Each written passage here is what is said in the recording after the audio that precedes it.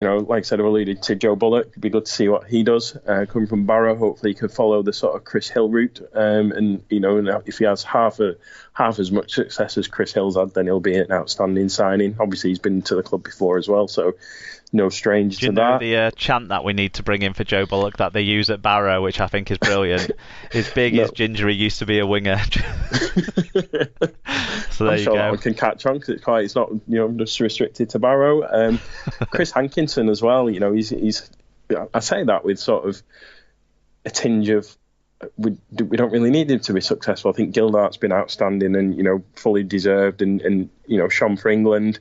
I think Sarge has come on strong as well and shown great mental strength towards the end of the season after what happened with his brother. He was solid. He put in some great performances. So definitely, we're not too found a balance centres there. At the start of the season, we had him on the opposite side to what we ended up with, but it turns out we found the right formula there. So earlier you touched on this, and I think this is the last thing I want to get your views on, I guess. So what hope do Wigan have in this World Club Challenge against that incredible Sydney Roosters side that was just so dominant defensively and so star-studded when they needed to attack? So, what hope do we have? Can Wigan win it? And if so, how do we win it?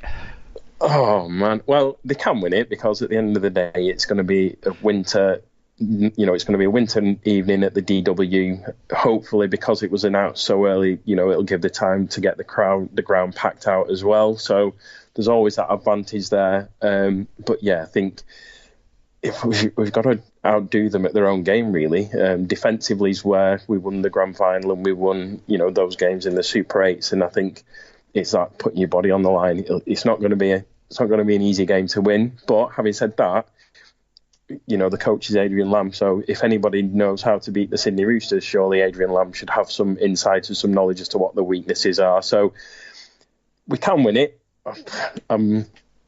It's going to be a close one. I think it's going to be a low-scoring affair, as a lot of the World Cup challenges are. Obviously, discounting the Cronulla one, but they didn't have much experience in that. It's the first grand final they'd won for many a year, whereas the Roosters have got quite a few big game players over there. Yeah, so big game players, origin players, international exactly. players.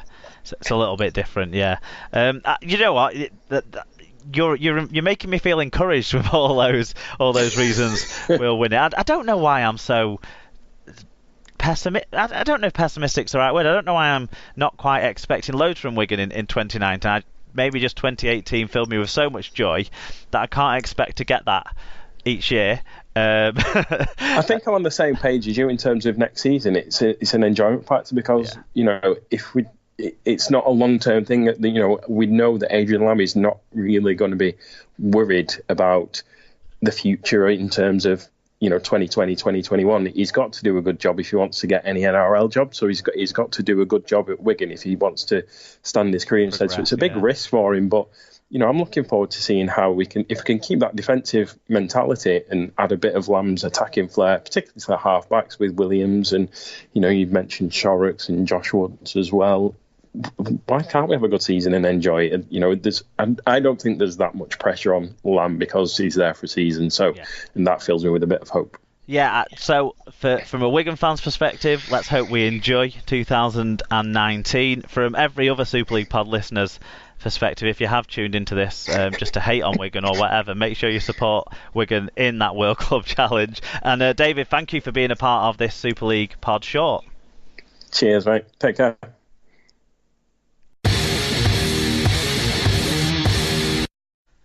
So finally, for this Wigan Warriors off-season show that we're doing, we wanted, whilst we had Tom on the line, we wanted to talk about Tom's new book, which is called In Our Blood, which is a list of, a breakdown of conversations with players, heroes and fans on the Wigan Warriors. So, Tom, do you want to talk a little bit about your new book and explain why everyone out there should go and buy it for their loved ones for Christmas presents? Yeah, or all relatives they don't like, maybe.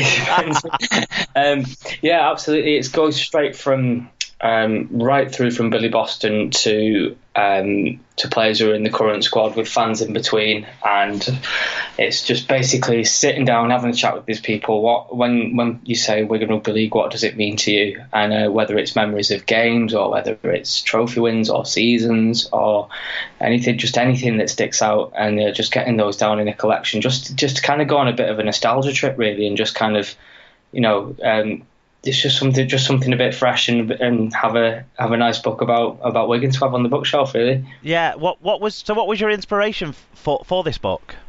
Basically, it had a few unused interviews, and some as well where bits had been used and stuff of old players, and I love going looking at the old YouTube videos of games that you're too young to remember and that kind of stuff, and games that happened before you were born. I'm sure every Wigan fan's the same, and I thought, it'd be a really good idea to get these all together in a nice package and just go through these interviews and just kind of siphon off the bits that people haven't seen, and get it together and get just like a nice package of just memories really. And approached the publisher with it, and they said, yeah, that sounds like a great idea.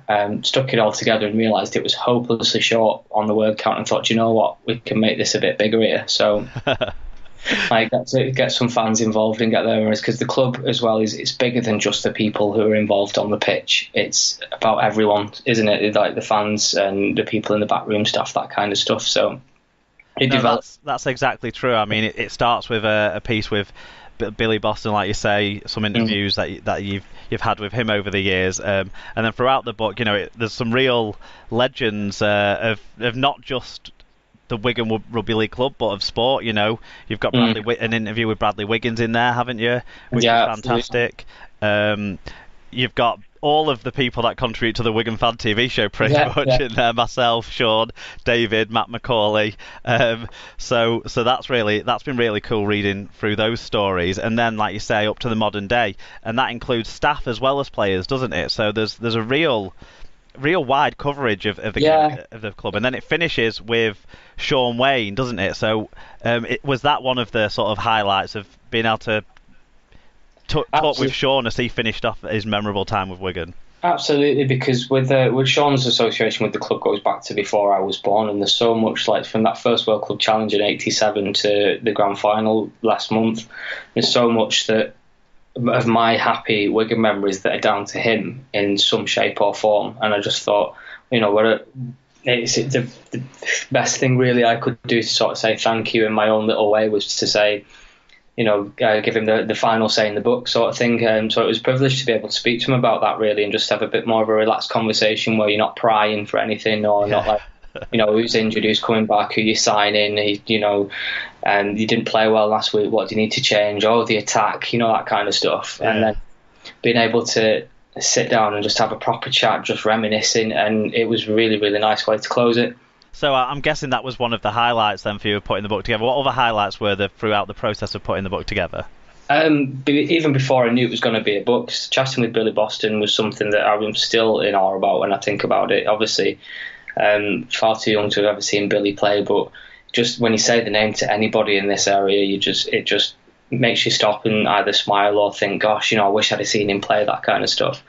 And he's just such a lovely bloke to speak to. Very, very humbling experience. So that was undoubtedly a highlight for me. And that was even before I knew that I was going to be putting it together as a book. Current player-wise, Tony Clubb was a great one to speak to, because he's just one of those guys, again, just an absolutely lovely bloke. He's the kind of bloke who, if you bumped into him in the shops, he'd stop and say hello and ask after your missus and your dog, that kind of thing. He's just a lovely bloke again. So it was nice to catch up with people and just have a chat, really. So it was just an excuse to go around catching up with people, really. I am disappointed actually that there's no pictures in the book of your dog, because he figures quite heavily in your life, doesn't he? He really does. Yeah, it's probably a bit too much, to be honest. Okay, so most importantly, Tom, where can people buy the book? Right, so it's definitely out in Warriors World, where you can get hold of. I think there might be some signed copies left from there with Steve Hampton, Bill Ashurst, and Ray Ashby. Very, very kindly joined me at one of the launches and put pen to paper on those copies for me, which was really nice. I've been told it's in Waterstones in Wigan, but when I went to have a look, it wasn't there yesterday, so I don't know if they're restocking or not. They've sold out. It's that popular. The there'll be more coming in if people put the orders in, I'm sure, Tom. Let's encourage the orders. I'm hoping that's the case, and it wasn't just someone being mean saying your book's in Waterstones when it's not.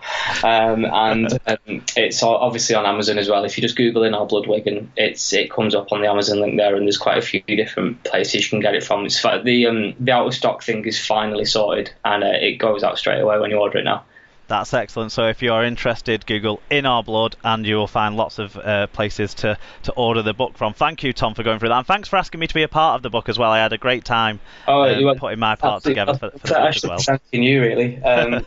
One of the great things that was very, very humbling was the number of fans who I asked would you mind contributing, and people just clubbed together and said, "Yep, absolutely." And I've not really done a great job of saying thank you to everyone, so I'll do it now. Thank you very much to absolutely everyone who's helped me along the way, whether it's contributing, sorting out an interview, or just supporting me. I really, really appreciate it. No, that's great. Thanks for being a part of this episode of SLP Shorts, Tom. Thank you very much. Thanks for having me. As always, thanks for listening to this episode of SLP Shorts. Keep your eyes and ears out for more similar shows as we look at as many teams from across the leagues as we can during the off-season. Follow David, who joined us on the show. Follow him on Twitter. He is at Wig4Ner. That's WIG, the number 4, NER. Follow Tom at T McCooey Wig. That's TMCCOOEYWIG. And read his stuff over at Wigan Today's website or by the Wigan Observer and Wigan Post. And, of course, by his book, In Our Blood. Next up, we plan to cover the two Hull clubs. Going to try and do those close together to not cause too much controversy. We've got some great fans lined up to take part in those. If you want to take part in a show about your club, then do get in touch in all the usual ways. You can find us at Super League Pod on Twitter and Instagram, facebook.com/Super League Pod, or you can email superleaguepod@gmail.com. You can also get more SLP content on our blog, which you can find at superleaguepod.com. You can find other episodes of the show and subscribe through Spreaker, iTunes, or on YouTube, and on the Podcast Addict app. You can also find us on the LeagueCast Android app with some other top rugby league listens. Finally, you can go to rugbyleaguemedia.com, where you'll find us listed amongst a range of alternative rugby league media outlets, some for your eyes as well as for your ears to enjoy. Finally, I want to thank you all for listening again, and until you hear from us again, keep enjoying and supporting the greatest game of all, rugby league.